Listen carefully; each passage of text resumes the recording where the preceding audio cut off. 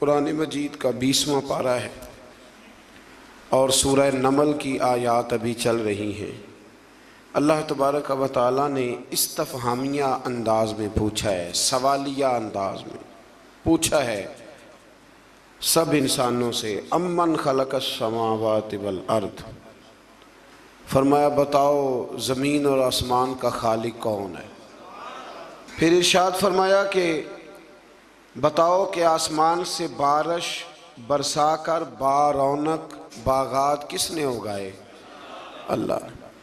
پھر ارشاد فرمایا کہ زمین کو کس نے مقام قرار بنایا؟ پھر فرمایا اس کے بیچ دریا جاری کیے اور پھر لنگر کی صورت میں، میخوں کی صورت میں، قلوں کی صورت میں اللہ نے اس میں پہاڑ نصب فرمائے۔ پھر ارشاد فرمایا مبتلائے مصیبت کی فریاد کو کون سنتا ہے؟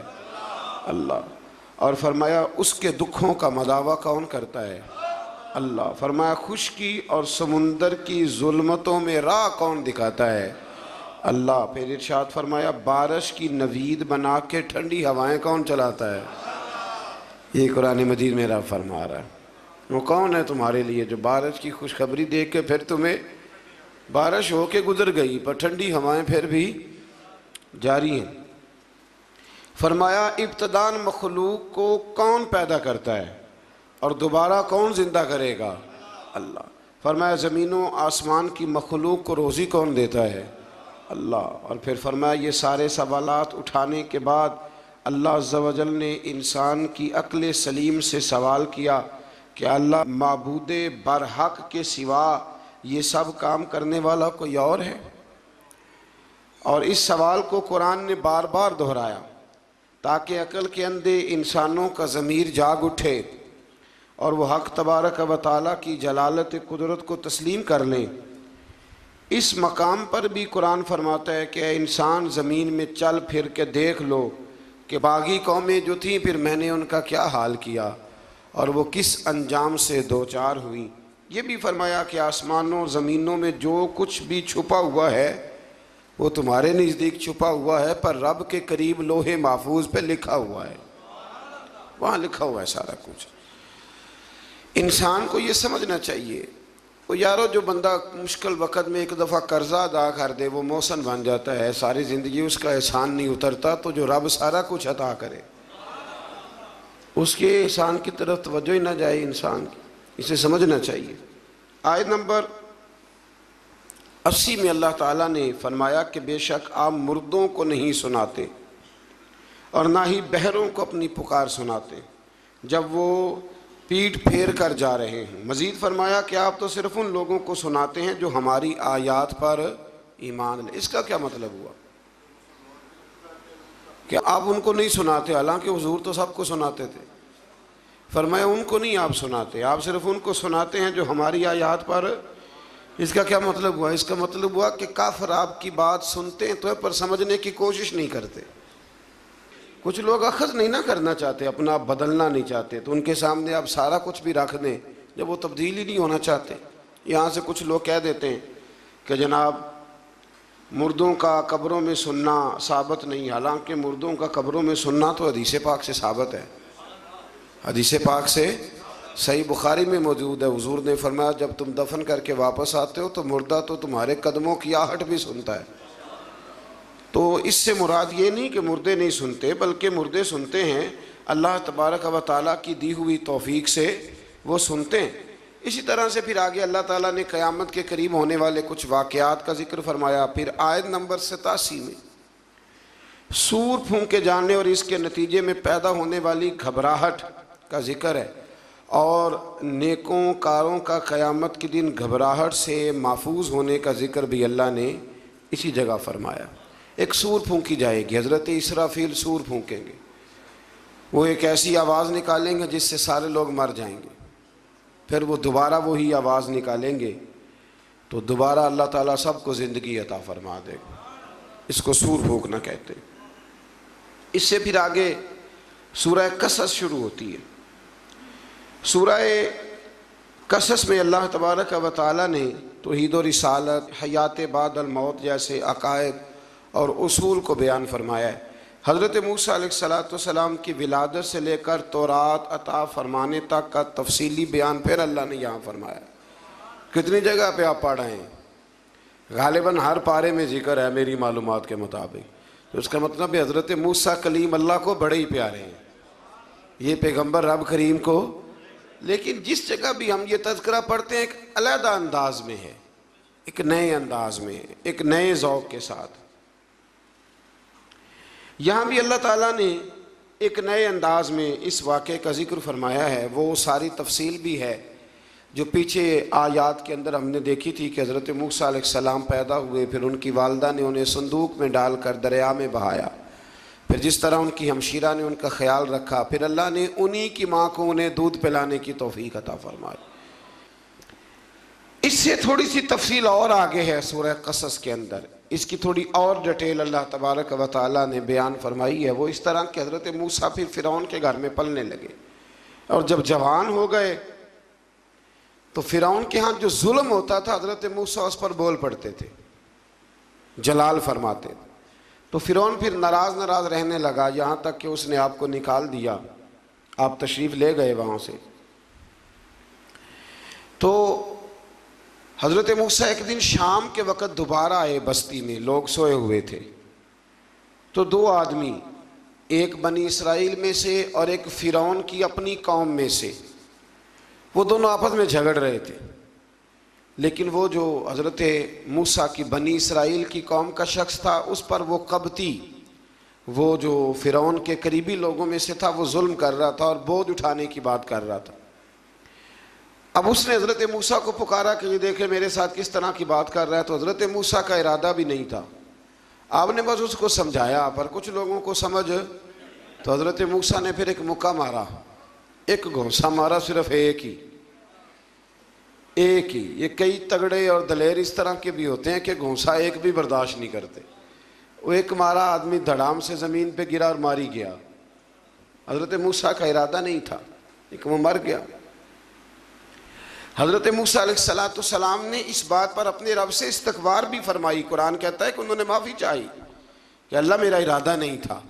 بہرحال اگلے دن نا حضرت موسیٰ دوبارہ آئے۔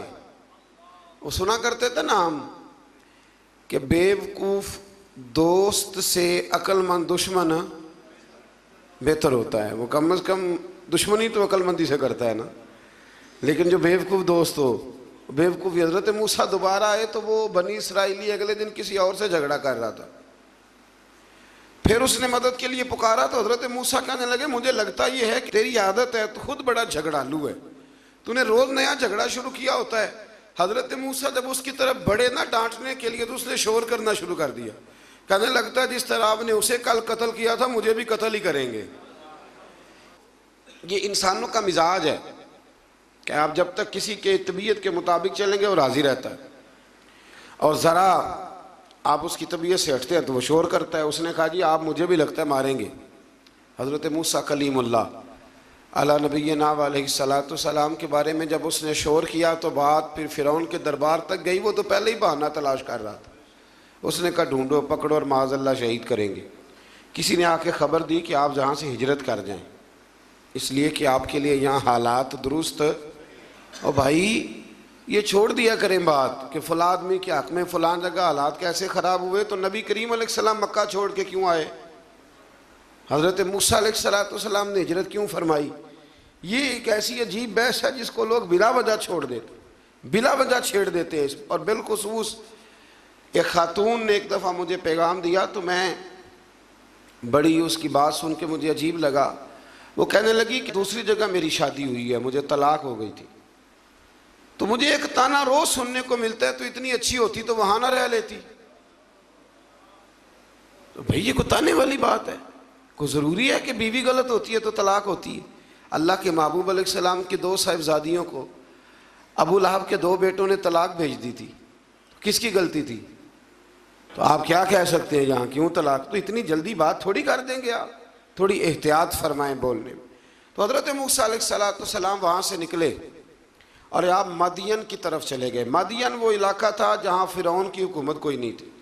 حضرت موسیٰ جیسے ہی وہاں پہنچے تو ان کے اندر ایک جذبہ تھا وہ ظلم ہوتا نہیں دیکھ سکتے تھے۔ جب وہاں پہنچے تو انہوں نے دیکھا لوگ اپنے اپنے جانوروں کو گھاٹ پہ پانی پلا رہے ہیں، اور دو خواتین ہیں وہ بالکل پیچھے کھڑی ہیں۔ تو حضرت موسیٰ کلیم آگے بڑھ کے کہنے لگے تم کیوں نہیں پانی پلاتی؟ تو وہ کہنے لگی ہمارا بھائی کوئی نہیں، باپ ہمارا بوڑھا ہے۔ اللہ اکبر۔ مجبوری یہ ہے، ہم ہیں بھی پردہ دار گھرانے کی، مجبوری ہماری یہ ہے کہ جب تک یہ سارے لوگ پانی پلا نہیں لیں گے اتنی دیر تک ہماری باری نہیں آئے گی۔ تو حضرت موسیٰ کلیم اللہ علیہ السلام فرمانے لگے اچھا یہ بات ہے تو جانور مجھے دو۔ وہ ہو یہ رہا تھا کہ چونکہ مرد پانی پلا رہے تھے تو اور جتنے بھی مرد آتے جاتے تھے وہ گھستے جاتے تھے اور عورتیں بیچاری کھڑی تھیں۔ حضرت موسیٰ جھٹ سے آگے بڑھے، پیچھے ہٹو۔ ان دو خواتین پاک باز عورتوں کے جانوروں کو پانی پلایا، اور پھر آپ دوبارہ وہیں بیٹھ گئے۔ وہ بیبیاں جلدی جلدی گھر گئیں، جا کے اپنے والد سے کہنے لگی ابا جی کمال ہو گیا، اس بستی میں ایک ایسا آدمی ملا ہے جو عورتوں کی طرف دیکھتا ہے تو نیکی کرنے کے لیے آگے بڑھتا ہے، جو مجبور اور بے کس کے لیے اچھے جذبات رکھتا ہے۔ فرمایا جلدی لاؤ۔ کچھ مفسرین اور طرف بھی گئے ہیں لیکن جمہور نے لکھا ہے کہ وہ حضرت شعیب علیہ السلام تھے۔ حضرت شعیب نے گھر بلایا، اپنی ایک بیٹی کو بھیجا، فرمایا بیٹے بلا کے لاؤ۔ وہ جب گھر آئے تو آپ فرمانے لگے آپ میرے ساتھ اجرت طے کر لیں، 8 سال یا 10 سال آپ میری بکریوں کو چرائیں، میرے گھر میں رہیں۔ اور پھر فوراً ہی فرمانے لگے اگر آپ ہمارے گھر میں رہیں گے دیکھ بھال کریں گے تو میں اپنی ایک بیٹی کا نکاح بھی آپ کے ساتھ کر دوں گا۔ تو 8 سے 10 سال حضرت موسیٰ نے وہاں قیام فرمایا، اور پھر جب آپ کا نکاح ہو گیا تو آپ اپنی بیوی کو لے کے مصر کی جانب جا رہے تھے، تو رستے میں نا ٹھنڈ زیادہ ہو گئی، تو اپنی زوجہ سے کہنے لگے وہاں آگ جل رہی ہے، میں تیرے لیے آگ لے کے آتا ہوں تاکہ تو تاپ سکے، گرمی حاصل کر سکے۔ وہاں گئے تو درخت سے آواز آئی موسیٰ میں تیرا رب ہوں۔ درخت سے آواز آئی موسیٰ میں تیرا رب ہوں، اور حضرت موسیٰ کلیم اللہ کو وہاں وحی آنی شروع ہوئی۔ وہاں وہیں اللہ تعالیٰ نے انہیں وہ عصا عطا فرمایا جو پھر بعد میں اژدہا بنتا تھا۔ رب کریم نے وہیں حضرت موسیٰ کلیم کو وہیں ید بیضا عطا فرمایا۔ اپنا ہاتھ گریبان میں ڈال کے نکالتے تھے تو چاند اور سورج کی طرح روشنی دیا کرتا تھا۔ ید بیضا لیے بیٹھے ہیں اپنی۔ میں کبھی کبھی کہا کرتا ہوں کہ مولا کے دینے کے انداز بڑے انوکھے ہیں۔ بھائی یوسف کو کنویں میں پھینکتے ہیں تو اللہ مصر کا حکمران بنا دیتا ہے۔ فرعون تکلیف دیتا ہے، بظاہر حضرت موسیٰ کو دیس سے نکالتا ہے تو اللہ تبارک و تعالیٰ انہیں نبوت کی دولت عطا کر دیتا ہے۔ تو یہ اللہ تبارک و تعالیٰ کی تقسیم ہے نا جی، اور مولا کے دینے کے انداز انوکھے ہیں، نرالے ہیں، بے نیاز ہے نا، جب دیتا ہے تو پھر کمال ہی کرتا ہے۔ تو پھر حضرت موسیٰ وہاں سے واپس آئے اور آ کر کے آپ نے دوبارہ وہ سارا نظام زندگی شروع فرمایا۔ پھر اس سے آگے آیت نمبر 44 میں فرمایا اگر تمہیں اس کتاب میں شک ہو تو تم اس سے زیادہ ہدایت والی کتاب اللہ کے پاس سے لے آؤ، اور سرکار دو عالم صلی اللہ تعالی علیہ وسلم کو تسلی دی کہ یہ لوگ اس لیے آپ کی پیروی نہیں کرتے کیونکہ یہ اپنی خواہشات کی پیروی کرتے۔ غلامی ایک کی ہوتی ہے، جو 2 گھروں کا مہمان ہو بھوکا ہی رہتا ہے۔ ایک کی غلامی، یا خواہشات کی غلامی کرے گا یا مصطفیٰ کریم کی غلامی کرے گا، وہ ختم ہو گئی بات۔ اگر آپ کہتے ہیں کہ میری جوانی میری مرضی سے گزرے، میری جیب میں پیسے ہیں میں جو مرضی کروں، تو پھر مرضی کے غلام ہیں آپ، غلام ہیں پر خواہشات نفسانیہ کے۔ لیکن پیسہ جیب میں ہو، اٹھتی جوانی ہو، اللہ نے سارا کچھ دیا ہو، اور پھر بھی نظر میں حیا ہو، تو اس کا مطلب ہے کہ طاقت ہے پر یہ غلام محمد عربی کا ہے، یہ غلام رسول کائنات کا ہے، یہ نبی کریم کا غلام ہے۔ یہ چیزیں موجود ہوں تو پھر اس کا معنی یہ ہے کہ غلامی کسی اور کی ہے۔ اب میری نگاہوں میں جچتا نہیں کوئی، اس لیے کہ جیسے میرے محبوب ہیں ایسا نہیں کوئی۔ تو اس لیے یاد رکھیں کہ اللہ فرماتا ہے محبوب یہ تیری غلامی اس لیے نہیں کرتے کہ یہ کس کی غلامی کرتے ہیں۔ میں اکثر یہ کہا کرتا ہوں کہ ہمیں وہ والی صورت پسند ہونی چاہیے جو نبی پاک کو پسند ہے، وہ والے کپڑے پسند ہونے چاہیے نا جو حضور کو پسند ہے، وہ والا طور طریقہ پسند ہونا چاہیے جو نبی پاک کو پسند ہے۔ تو یہاں سب کی اپنی اپنی پسند ہے، کسی کو بڑی مونچھیں پسند ہیں، کس کو بغیر مونچھوں داڑھی کے پسند ہے، یہ کیا ہے؟ بھئی ہم تو غلام ہیں، تو غلام تو غلامی کرتا ہے، ختم ہو گئی بات، اس نے تو غلامی کرنی، اس کا کام ہی غلامی کرنا، وہ نہیں رہ سکتا اپنے آقا کی محبت کے بغیر۔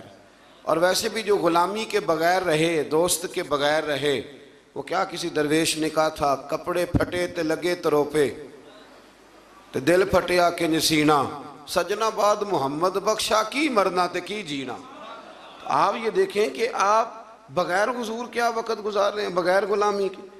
تو آپ کا تو طرز زندگی وہ ہونا چاہیے جس سے خوشبو آئے رسول کریم کی صلی اللہ، اس سے خوشبو آتی ہے، اس سے لطف آتا ہے، اس سے ذائقہ نصیب ہوتا ہے، اس سے برکت نصیب ہوتی ہے، اس سے جو ہے نا وہ توانائی نصیب ہوتی۔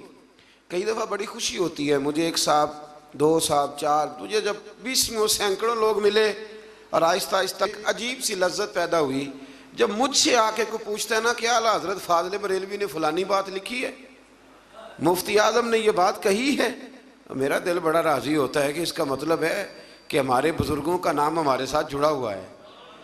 کوئی سوال کرتا ہے، کوئی کہتا ہے۔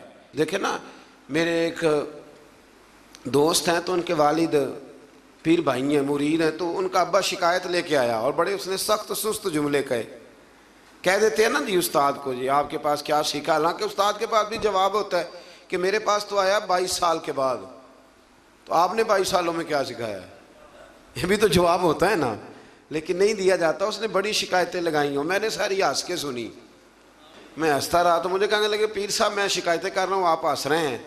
تو میں نے کہا کہ مجھے بڑی خوشی ہے، آپ میرے پاس اس لیے آئے ہیں کہ آپ نے مناسب سمجھا ہے۔ دیکھیں نا، بچوں کا علامہ شکایت کوئی ان کے باپ کو جا کے لگاتا ہے یا ان کی ماں کو جا کے لگاتا ہے، اس کا مطلب ہے کہ کائنات ان کا اور میرا رشتہ سمجھتی ہے۔ پھر بڑی جلدی لوگ کہتے ہیں میرا جی کوئی تعلق نہیں، میرے پاس تو 1.5 گھنٹہ آتا ہے۔ بھائی 1.5 گھنٹہ کیا، 10 منٹ بھی ہے، رشتہ تو رشتہ ہی ہوتا ہے، یہ کیا بات ہوئی؟ اب میں آگے جانا نہیں چاہ رہا، ورنہ مجھے مزہ آنے لگ گیا اس موضوع کا، میں آگے جانا نہیں چاہ رہا۔ ایک صحابی تھے، حضور کو ہنسایا کرتے تھے، ایک دن غلطی سے شراب پی بیٹھے، آ کے پتہ چل گیا شراب پیا، حضور نے فرمایا لے جاؤ ستون کے ساتھ 80 کوڑے مارو، 70 کوڑے مارو۔ صحابہ کوڑے مار رہے ہیں تو حضور بے چینی کے ساتھ ٹہل رہے ہیں، تو ایک صحابی نے کہا حضور اس نے تو شراب پی ہے اور اس پہ حد لگی ہے تو آپ بے چینی سے ٹہل رہے ہیں۔ حضور فرمانے لگے غلطی ہو گئی تو کیا ہوا، اللہ سے بھی پیار کرتا ہے، اللہ کے رسول سے بھی پیار کرتا ہے۔ اب یہ کیا بات ہوئی کہ ہم اپنا کہنا ہی چھوڑ دیں؟ یہ کہ جے کر یار دے نام دا ملے مینا، انہوں چولی پا لئیے پنجے سٹیے نا، تے یہ کر یار دے نام دی ملے سولی، تے چوٹا چوٹ لئیے پیشانٹیے نا۔ یہ کیا بات ہوئی؟ کہ یہ خواہشات کی پیروی کرتے ہیں تو محبوب ایک کی غلامی ہوگی، یا تیری کریں گے یا خواہشات کی کریں گے؟ تو اپنی ساری خواہشات ختم کر دیں، ختم، غلامی نام ہی اس کا، کہ اپنی کوئی خواہش نہ رہے۔ رنگے چمن پسند نہ پھولوں کی بو پسند، ہم کو ہے وہ پسند جسے آئے تو پسند۔ تو اس لیے نکل آئیں اس رستے، یہ بڑا سوکھا حل ہے زندگی مزے سے گزارنے، زندگی لطف کے ساتھ گزارنے کا، بڑا آسان اور بڑا پیارا اور بڑا میٹھا حل۔ اللہ سمجھنے کی توفیق عطا فرمائے۔ آیت نمبر 52 آیت نمبر 52 میں نجاشی کے دربار سے آئے ہوئے وفد کے قبول اسلام اور ابو جہل کی اس کے ساتھ بدتمیزی کا ذکر کیا گیا۔ وہاں سے نجاشی کے دربار سے کچھ لوگ آئے، جب حضرت جعفر طیار نے وہاں جا کے قرآن مجید سنایا تو رو رو کے ان کی آنکھیں تار ہو گئیں۔ 7ویں سپارے میں تفصیل بیان کر آیا ہوں۔ وہاں سے کچھ لوگ کلمہ پڑھنے آئے تو نبی پاک صلی اللہ علیہ وسلم کے سامنے آ کے جب انہوں نے کلمہ پڑھا نا، یہ بڑی قابل غور بات ہے، آپ نے اس بات کو سمجھنا ہے، اس کے کئی پہلو ہیں جو توجہ کے قابل ہیں۔ انہوں نے آ کے کلمہ پڑھا تو ابو جہل ان سے کہنے لگا کہ ہم قریب رہتے ہیں، اگر معاذ اللہ تعالیٰ کوئی چیز اچھی نظر آتی ہوتی تو ہم نہ کلمہ پڑھ لیتے، تو اتنی دور سے آگے کلمہ پڑھ رہے ہو۔ پھر بدتمیزی کی، ان کے ساتھ برا بھلا کہا، انہیں تکلیف دی، تو وہ جاتی دفعہ پتہ کیا کہہ گئے؟ وہ کہنے لگے ہدایت تو رب دیتا ہے، ہدایت تو اللہ دیتا ہے، یہ تو اللہ دیتا ہے۔ دیکھیں نا، یہ جو دیا ہوتا ہے نا، اس کے بالکل نیچے اندھیرا ہوتا ہے۔ اب دیے جلتے نہیں تو نوجوانوں کو تو بالکل ہی نہیں نہ پتا۔ اب تو موم بتی پچھلے کچھ سالوں میں تو شارٹ ہو گئی تھی، تو اب تو میرے خیال ہے بننی بھی ذرا کام ہو گئی ہے۔ تو جو دیا ہوتا ہے نا اس کے بالکل نیچے، کبھی غور کیا آپ نے؟ اس کے بالکل نیچے کیوں؟ اس لیے کہ نیچے والے نیچے سے نکلنا نہیں چاہتے. وہ اگر نیچے سے نکل کے سائیڈ پہ کھڑے ہو کے روشنی کی زیارت کریں تو انہیں بھی ہدایت مل سکتی ہے، لیکن وہ کہتے ہیں جی ہم تو نیچے ہیں. وہ جو بیت اللہ شریف کے بالکل پاس رہتے ہیں وہ نہیں طواف زیادہ کرتے. بالکل ہمارے یہاں شہر کے ایک سنگی ہیں تو بالکل زمزم ہوٹل میں کلاک ٹاور میں کام کرتے ہیں. میں نے ان سے کہا کہ نماز کا وقت ہو گیا، میں نے کہا چلے؟ کہنے لگا جی ہم ذرا کم جاتے ہیں، آپ دور سے آئے ہیں تو آپ کو موقع زیادہ دینا چاہتے ہیں. تو ابو جہل نے مذاق اڑایا ان لوگوں کا. تو رب کریم نے ان آیات میں اس بات کا ذکر، اور یہ یاد رکھیں بڑی دور سے آئے تھے، بڑی دور سے ویسے کر لی، بڑی دور سے آئے. اللہ اکبر. اور جھلک دیکھے بغیر گئے پر مصطفیٰ کریم نے جھولی بھر کے عطا فرمایا. اور عبداللہ بن ابی سلول منافق ساری زندگی پیچھے نمازیں پڑھتا رہا پر منافق کا منافق مر گیا. بارش برستی رہتی ہے لیکن زمین کا بھی تو زرخیز ہونا شرط ہے نا، تو زمین بھی زرخیز ہونی چاہیے. اللہ سمجھنے کی توفیق عطا فرما.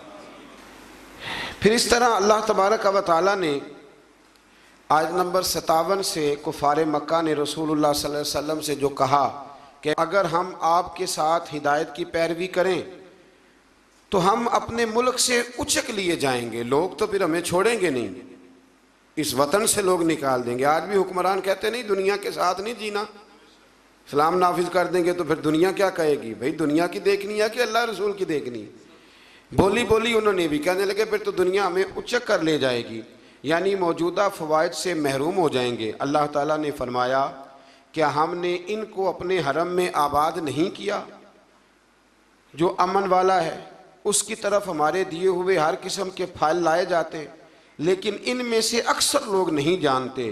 یعنی اسلام کی برکت سے دنیاوی نعمتیں چھن نہیں جائیں گی بلکہ اللہ تعالیٰ اس میں اضافہ فرما دے گا. دین کی برکت سے اضافہ ہی ہوتا ہے. وہ ابو جہل اس وقت کہتا تھا کہ اگر کلمہ پڑھ لیں گے تو پھر ہمارا کیا بنے گا. تو آج مکے کا کیا حال ہے؟ آج مکے کا کیا حال ہے؟ دنیا کی بہت کم فصل اور سبزی وہاں ہوتی ہے، ہوتی کم ہے پر ملتی ساری ہے. جو کہیں سے نہیں ملتی وہ وہاں سے ملتی ہے. دودھ پینا ہے تو فریش، لسی پینی ہے تو ہمارے صاحب ایک حاجی صاحب تھے درویش، تو لسی بڑی پیتے تھے. تو حج کے لیے ہم لوگ حاضر ہوئے تو میرے کان میں کہنے لگے میں لسی تو بغیر نہیں جے بچدا. میں نے کہا چلے اللہ دینے والا ہے. تو پھر اللہ نے لسی بڑی دی، پھر وہ ہم سے ختم نہیں ہوتی تھی، بڑی پیتے تھے پر وہ ختم.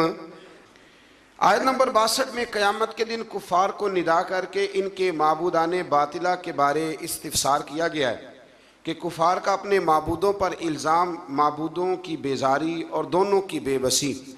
فرشتوں کے اس سوال کے جواب میں خاموش رہنے کا بیان ہے کہ تم نے اپنے رسولوں کو کیا جواب دیا. آیت نمبر 68 میں اللہ تعالیٰ کے خالق ہونے، عالم الغیب ہونے اور معبود برحق ہونے کا بیان. عالم الغیب کون ہے؟ اللہ. اللہ کے علاوہ کوئی عالم الغیب، علم غیب ہے رسولوں کے پاس لیکن عالم الغیب اللہ. یہ یاد رکھیں، لوگ دھوکہ دیتے ہیں لفظ بول کے. آیت نمبر 71 میں پھر اللہ تعالیٰ نے استفہامی انداز میں اپنی قدرت اور جلالت کی طرف متوجہ فرمایا کہ اگر وہ قیامت کے لیے مسلسل رات کا سلسلہ جاری رکھے تو تمہارے لیے روشنی کون لے کے آئے، اور اسی طرح اگر اللہ تعالیٰ مسلسل دن بنا دے تو رات کو سکون تمہیں کون دے.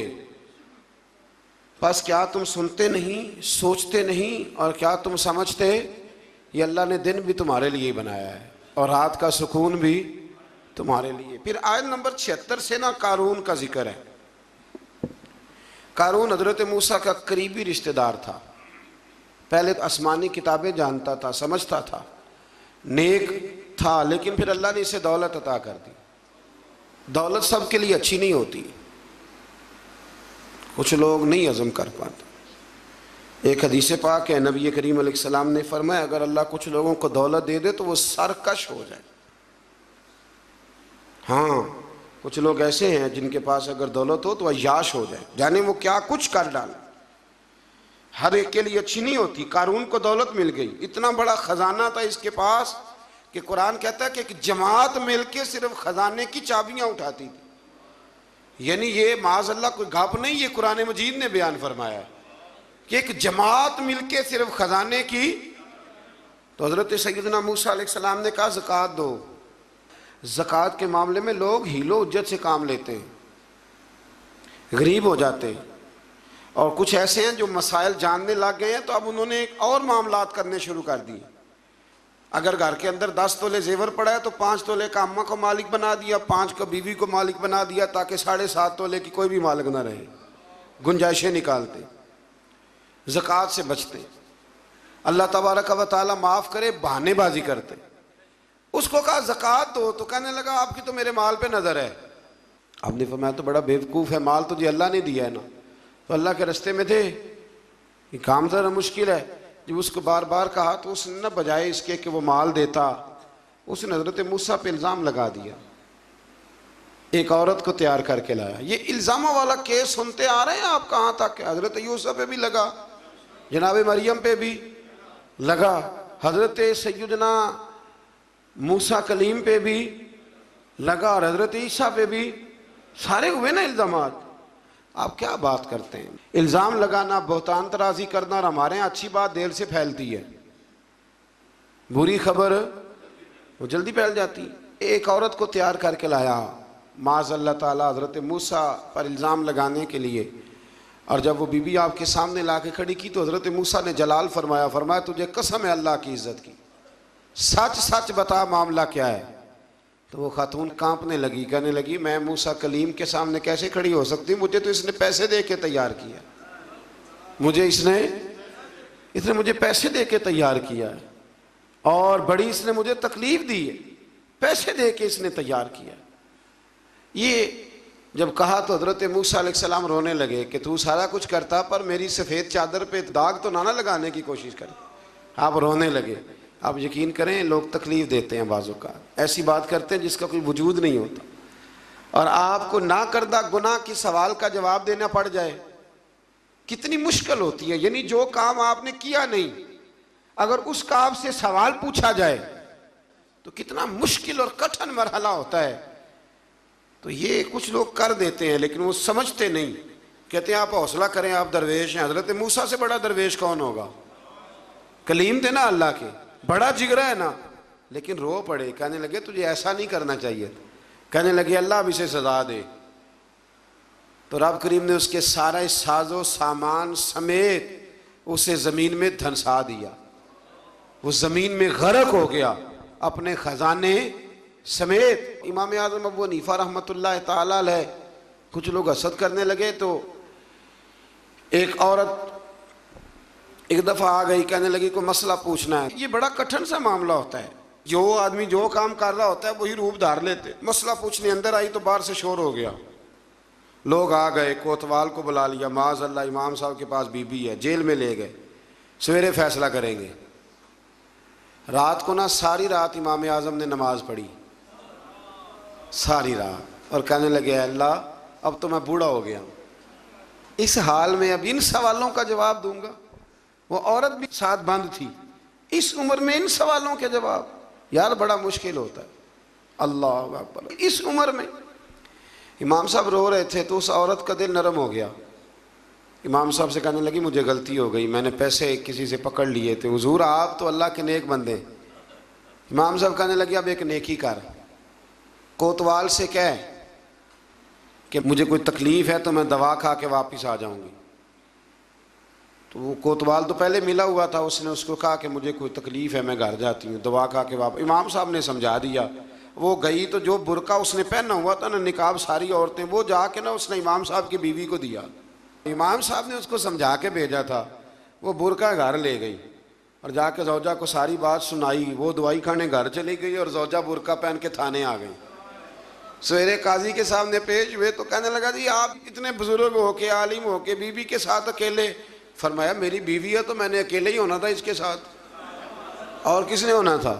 جناب آپ کی بیوی. فرمایا بلاؤ میرے سسر کو, اور بلاؤ محلے کی 10-12 عورتوں کو بھی دیکھ لیں. انہوں نے دیکھا تو امام صاحب کی بیوی نکل آئی. وہ جتنے تھے نا الزام لگانے والے, وہ اب غور سے دیکھ رہے تھے. تو ایک کہنے لگا امام صاحب سے یہ کیا ہوا. فرمایا قرآن ہے, وَتُعِزُّ مَن تَشَاءُ وَتُذِلُّ مَن تَشَاءُ. یہ قرآن ہے, ہونا کیا تھا, رب نے اپنا وعدہ سچا کر کے دکھایا ہے. تو اس نے بھی الزام لگایا اور پھر سزا یہ ملی کہ وہ ہمیشہ کے لیے زمین میں دھنستا۔ دولت کون دیتا ہے؟ اللہ ہی دیتا ہے نا۔ تو اگر اللہ کہے تھوڑی سی واپس بھی کرو، بندیاں دے خرچے بد جاندے نے، تھوڑی سی واپس مانگ لے تو ہاتھ تنگ ہو جاتا ہے۔ بھائی لیتے وقت تو تنگ نہیں ہوتا، کبھی کسی نے کہا نہیں چاہیے، ہاتھ بڑا کھلا ہے، کشادہ ہے، واپس کرنے کی بات آتی ہے تو تنگ دستی کہتے بڑی مجبوری ہے جی۔ مالاں والے سخی نہیں ہوندے تے سخیاں کول مال نہیں ہوندا، ایتھے اوتھے دوویں جہان نہیں، سخی کنگال نہیں ہوندا۔ پھر اللہ تبارک و تعالیٰ نے آیت نمبر 83 میں فرمایا کہ یہ آخرت کا گھر ہم نے ان کے لیے مقدر کرتے ہیں جو زمین میں نہ تو تکبر کرتے ہیں نہ فساد کرتے ہیں۔ اچھا انجام صرف پرہیزگاروں کے لیے ہوتا ہے۔ اگلی آیت کا مفہوم یہ ہے کہ ہر ایک اپنے اچھے یا برے اعمال کی جزا یا سزا پائے گا۔ اس کے آگے پھر سورہ عنکبوت شروع ہوتی ہے۔ اس صورت میں اللہ تبارک و تعالیٰ نے بہت سارے توحید کے دلائل بھی بیان فرمائے اور بھی کئی اہم چیزوں کی طرف توجہ اپنے بندوں کی دلائی ہے۔ آیت نمبر 8 میں اللہ تعالیٰ نے حکم فرمایا کہ اپنے ماں باپ کے ساتھ نیک سلوک کرو، لیکن یہاں مضمون ذرا الگ کر دیا، اللہ تعالیٰ نے مضمون ذرا الگ کر دیا، اپنے ماں باپ کے ساتھ نیک سلوک کرو اور ان کی اطاعت کی حدود بھی مقرر کر دی۔ فرمایا اگر وہ تمہیں شرک پر مائل کرنا چاہیں تو گناہ کے کاموں میں ماں باپ کی اطاعت واجب نہیں ہے۔ اماں کہے داڑھی منڈوا دو تو بات ماننی ناجائز ہے، ہاں ابا کہہ دے نماز نہ پڑھو تو یہ بات ماننی جائز نہیں ہے، یہ غلط ہے۔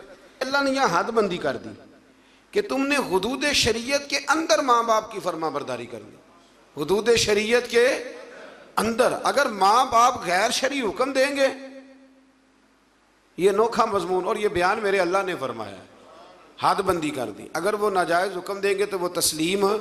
حضرت سعد بن نبی وقاص فرمایا کرتے تھے، آیت میرے بارے میں آئی ہے، فرمانے لگے میں نے کلمہ پڑھا تو میری اماں نے بھوک ہڑتال کر دی، کہنے لگی جب تک تو کلمہ نہیں چھوڑے گا میں روٹی نہیں کھاؤں گی۔ اور پھر وہ کہنے لگی کہ میں مر جاؤں گی اور پھر زارا زمانہ تجھے کہے گا وہ جا رہا ہے ماں کا قاتل، وہ جا رہا ہے ماں کا قاتل، وہ جا رہا ہے ماں کا قاتل، بار بار پھر لوگ تجھے یہی کہیں گے، تو میں نے اس دن روٹی کھانی ہے جس دن تو کلمہ چھوڑ دے گا۔ تو حضرت سعد بن نبی وقاص کہتے ہیں میں ایک دن اپنی اماں کے سامنے کھڑا ہو گیا، میں نے کہا اماں میں نے تیری ساری زندگی خدمت کی، کوئی نافرمانی تو نہیں کی؟ کہا نہیں۔ تو کہا اماں تو یہ بھی جانتی ہے کہ میں جو فیصلہ کرتا ہوں اٹل ہی کرتا ہوں؟ کہا ہاں۔ فرمایا اماں پھر سن لے، تیری ایک جان ہے نا، اگر 1000 بھی ہو اور ایک ایک کر کے سارے نکل جائے تو پھر بھی میں محمد عربی کا کلمہ کوئی نہیں چھوڑوں، کلمہ نہیں چھوٹتا۔ ماں چھوٹ جائے گی پر کلمہ وہ نہیں چھوٹتا، وہ بات ہو چکی ہے، وہ معاملہ طے ہو گیا۔ لہٰذا تو کھانا کھانا ہے تو کھا، نہیں کھانا تو نہ کھا۔ کہتے میں گھر سے باہر چلا گیا، یہ بات کر کے واپس آیا تو اماں روٹی کھا رہی تھی، محلے کی بیویاں کہنے لگی اب تجھے کیا ہوا؟ کہنے لگی میرا بچہ باتوں کا بڑا پکا ہے، مجھے پتہ ہے جو کہہ رہا ہے بالکل ٹھیک کہہ رہا ہے۔ یہ جو بچے کہتے ہیں نا میری اماں نہیں مانتی، مجھے ویسے ان بچوں پہ بھی شک ہے، بچے ناراض نہ ہو جائیں، ان کی اماں صرف ان باتوں پہ نہیں مانتی جن میں ان کا اپنا فائدہ ہوتا ہے۔ ایک سے میں نے کہا داڑھی شریف رکھ لو، کہنے لگا اماں کہتی ہے ابھی تیری عمر نہیں۔ میں کہ جا اماں کو لکھا کے لیا، داڑھی دی کیڑی عمر ہوں دی، کہ لکھ کے دے کس عمر میں رکھنی چاہیے، جا آ جائے تو پھر منانی نہیں چاہیے، اس پہ استقامت اختیار کریں، اللہ توفیق عطا فرمائے۔ پھر اللہ تبارک و تعالیٰ نے اس سے آگے بڑھ کے پھر اسی طریقے سے دوبارہ حضرت ابراہیم علیہ السلام کی قوم کا ذکر کیا ہے۔ پھر آیت نمبر 26 میں لوط، اسحاق اور یعقوب علیہم السلام کا ذکر ہے کہ کس طرح کر کے وہ لوگ غیر فطری طریقے سے اپنی خواہشات کو پوری کرتے تھے۔